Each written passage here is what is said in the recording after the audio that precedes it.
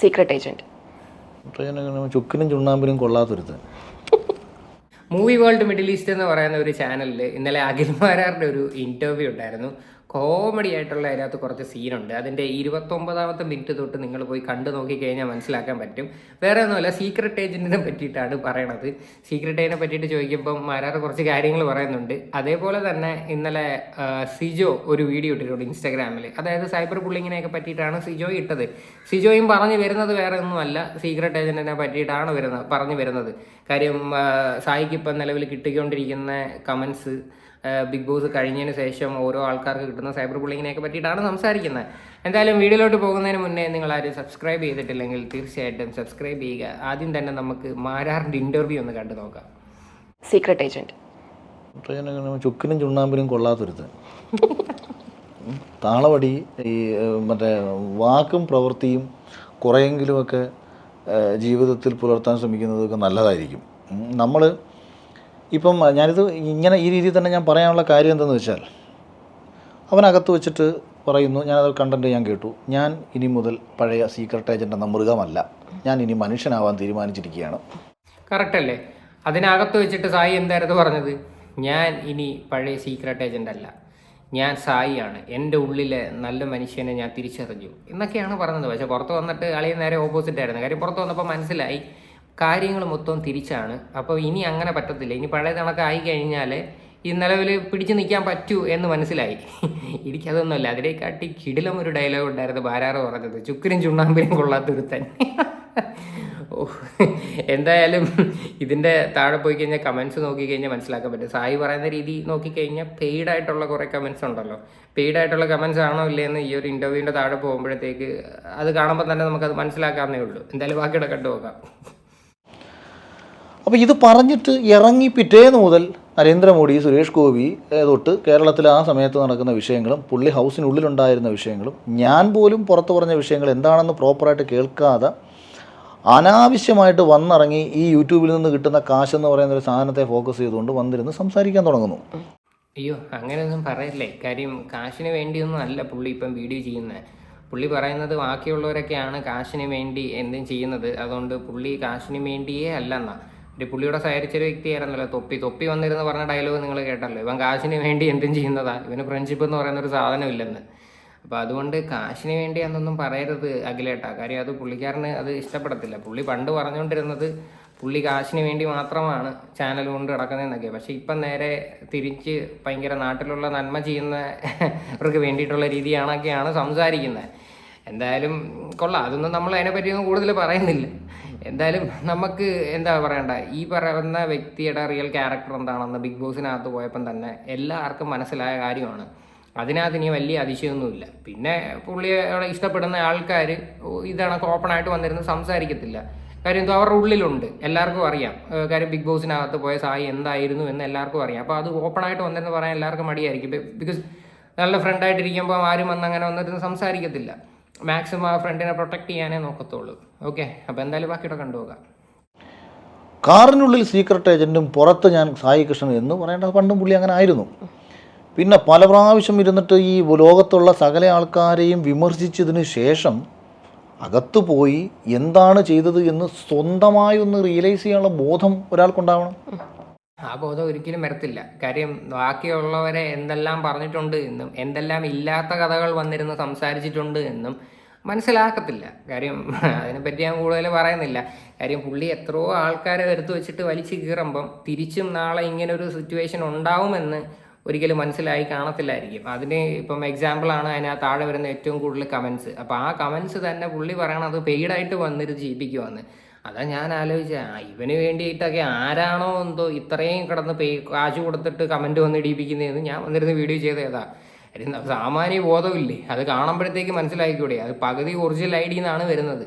ആ വീഡിയോക്കകത്ത് തന്നെ സായി വേറൊരു കാര്യം പറയുന്നുണ്ടായിരുന്നു, നിങ്ങൾ പ്രതീക്ഷ കണക്കൊന്നും എൻ്റെ ഗെയിം നല്ല രീതിയിൽ വർക്കൗട്ട് ആയിട്ടില്ല, അത് ഞാൻ നിങ്ങളുടെ സോറി എന്ന് പറയുന്ന ഒരു സാധനം പറയുന്നുണ്ടായിരുന്നു. അതൊക്കെ വളരെ ജെന്യൂൻ ആയിട്ടുള്ളൊരു സ്റ്റേറ്റ്മെൻറ്റാണ്. അങ്ങനെയൊക്കെ പറഞ്ഞ ആൾക്കാർക്ക് അക്സെപ്റ്റ് ചെയ്യാൻ പറ്റും. അല്ലാതെ പെയ്ഡാണ് മറ്റേതാ മറിച്ചാന്നൊക്കെ പറയുമ്പോഴത്തേക്ക് ആൾക്കാർക്ക് ഉൾക്കൊള്ളാൻ പറ്റത്തില്ല. എന്തായാലും ബാക്കിയുടെ കണ്ടുപോകാം. ആ ബോധം മനസ്സിലാക്കിയിട്ട് സമൂഹത്തോട് താൻ തിരുത്തപ്പെടേണ്ടതായിട്ടുള്ള കാര്യങ്ങളുണ്ടോ എന്ന് തിരിച്ചറിയാനുള്ളൊരു ബോധം കൂടി അവനുണ്ടാവണം. അതവനില്ല. അവിടാണ് അവന് പറ്റിയ മിസ്റ്റേക്ക്. ഇപ്പം ആൾക്കാർ തെറി പറയുന്നതൊന്നും പ്രശ്നമല്ല. ഇപ്പം ഇപ്പം എന്നെ ആൾക്കാർ നെഗറ്റീവ്സ് പറയാറുണ്ട്. എന്തുകൊണ്ടാണ്? ഞാൻ എൻ്റെ വ്യക്തിത്വം കീപ്പ് ചെയ്യുന്നതുകൊണ്ടാണ്. ഇവൻ ചെയ്ത പരിപാടി എന്ന് പറഞ്ഞാൽ സ്വയം അകത്ത് പോയി കഴിവില്ലാത്തവനായി മാറി പെർഫോം ചെയ്യുകയും ഒന്നും താൻ അകത്തു നിന്ന് പ്രേക്ഷകർക്ക് വേണ്ടത് കൊടുത്തില്ല എന്നും, എന്നാൽ ഇന്നലകളിൽ ആ ഷോയിൽ പങ്കെടുത്തിട്ടുള്ള സകല മത്സരാർത്ഥികളെയും ആക്ഷേപിച്ചും അവരെ പരിഹസിച്ചും സംസാരിച്ചിട്ടുള്ള ഒരാൾക്ക് സ്വയം ഒരു റിയലൈസേഷൻ ഉണ്ടാവണം. പുറത്തുനിന്ന് കാണുന്നതല്ല അകത്ത്, ഗാലറിയിൽ ഇരുന്ന് കാണുന്നതല്ല കളിക്കുന്നത്.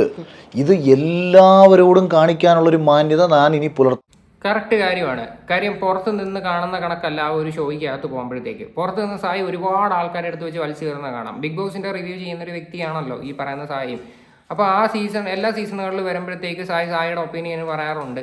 അപ്പം സായി അതിനകത്ത് കയറി കഴിഞ്ഞാൽ മലമറിക്കും എന്നുള്ള രീതിയിലൊക്കെ ആയിരുന്നു പോയത്. പക്ഷെ ഒന്നും നടന്നില്ല. കാര്യം ബാക്കിയുള്ളവരെ വലിച്ചു കയറുമ്പോഴത്തേക്ക് അറിഞ്ഞിട്ടില്ല എന്താണ് ഇതിൻ്റെ റിയാലിറ്റി എന്ന്. അകത്തോട്ട് ചെന്ന് കയറിയപ്പോഴാണ് മനസ്സിലായത് സ്വന്തമായിട്ട് ഒരു ചുക്കും ചെയ്യാൻ പറ്റില്ല എന്നും. കാര്യം പുറത്തു നിന്ന് കാണുന്ന കണക്കല്ല അകത്തുനിന്ന് വ്യക്തമായി മനസ്സിലാക്കിയിട്ടുണ്ട്. അല്ലെ ഇതിനകത്ത് വേറൊരു കാര്യം കൂടെ. സായി ശരിക്കും പറഞ്ഞാൽ റിയൽ ലൈഫിൽ ഇങ്ങനെയുള്ള ഒരു വ്യക്തിയാണ്. പുള്ളിക്കാരൻ ഓൾറെഡി ഒരു ഇൻട്രോവേർട്ട് ആണെന്ന് നമുക്ക് എല്ലാവർക്കും മനസ്സിലായ കാര്യമാണ്. അപ്പോഴത്തേക്ക് അതിൽ നിന്ന് നല്ല വ്യക്തമാണ്. അപ്പം പുള്ളിക്കാരനെ ചെയ്യുന്നതിനകത്ത് കുറച്ച് ലിമിറ്റേഷൻസ് ഉണ്ട്. കാര്യം എന്ത് ചെയ്യാനാണ്, എന്ത് ചെയ്തിട്ടും ഒന്നും അങ്ങോട്ട് ഒരു മെനയില്ല എന്ന് തന്നെ പറയാം.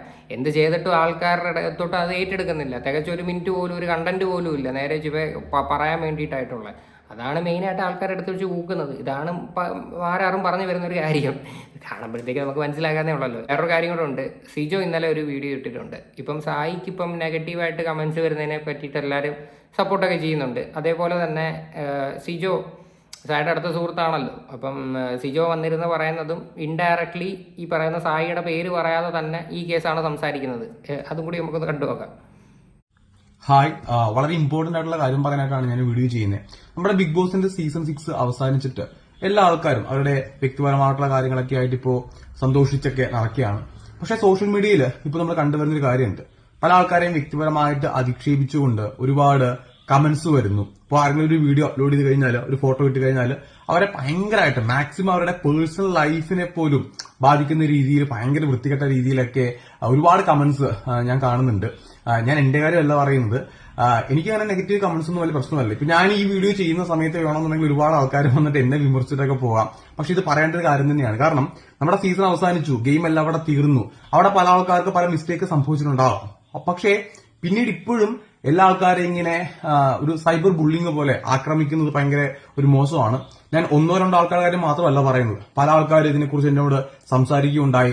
പറഞ്ഞു വരുന്ന ആരാ നമുക്ക് എല്ലാവർക്കും സാമാന്യ ബോധമുള്ളവർക്ക് മനസ്സിലാക്കാൻ പറ്റും. സായി ഉദ്ദേശിച്ചിട്ടാണ് മെയിനായിട്ട് പറയുന്നത് ഈ നെഗറ്റീവ് കമന്റ്സും കാര്യങ്ങളും. ഈ സിജോ ഈ പറയുന്ന ബിഗ് ബോസിന്റെ ഒക്കെ റിവ്യൂ ചെയ്യുന്ന ഒരു വ്യക്തിയല്ലായിരുന്നോ?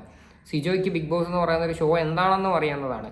ഇപ്പോഴും സീസൺ 1ലും സീസൺ 2 ഉള്ളവർക്ക് വരെ ചീത്തവിളിയും കാര്യങ്ങളും കേൾക്കുന്നുണ്ട്. എത്രയോ കണ്ടസ്റ്റൻസ് ഈ പറയുന്ന സൈബർ ബുള്ളിങ് ഇപ്പോഴും നേരിടുന്നവരുണ്ട്. എക്സാമ്പിൾ ഈ മഞ്ജു പത്രോസിന്റെ ഒരു കേസ് എടുക്കാം.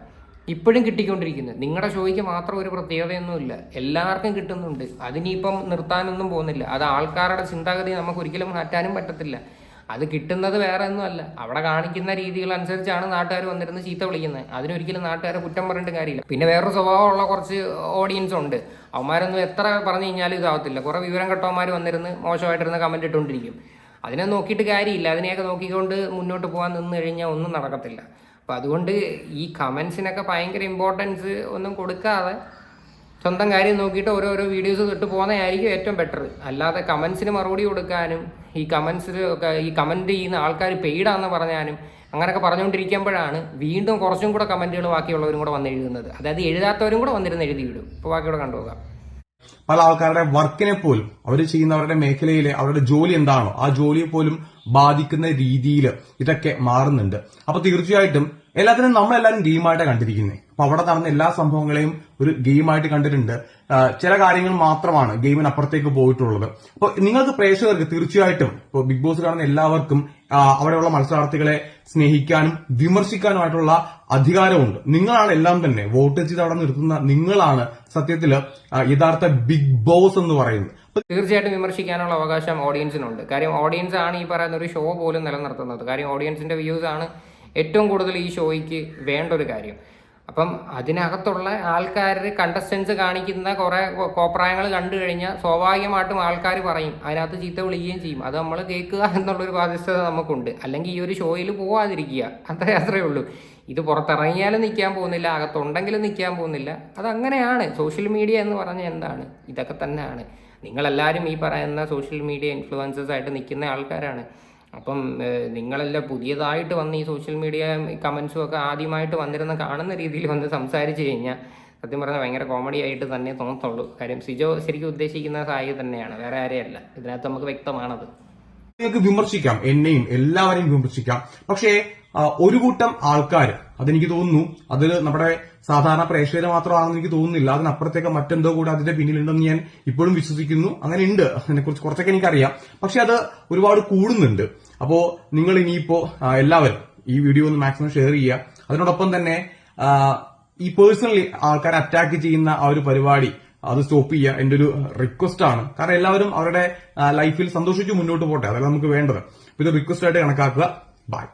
ഇതിനകത്ത് സിജോ പറയുന്നുണ്ട്, ഇതിനകത്ത് വേറെ എന്തോ ഉണ്ട് എന്നുള്ള രീതിയിൽ സംസാരിക്കുന്നുണ്ട്. ഇതെന്താണ് ഈ വേറെ എന്തോ ഉണ്ട് പെയ്ഡായിട്ടുള്ള കമൻസിന്റെ ആയിരിക്കും പറഞ്ഞു വരുന്നത്.